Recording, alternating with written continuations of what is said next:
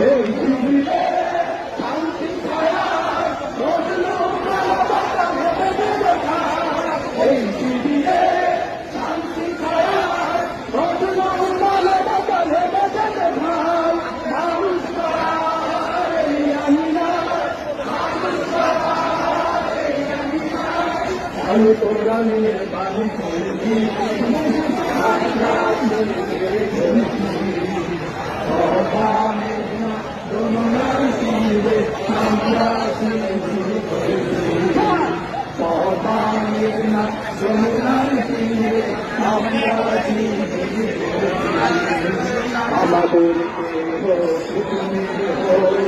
আমাদের কণ্ঠ রুখবে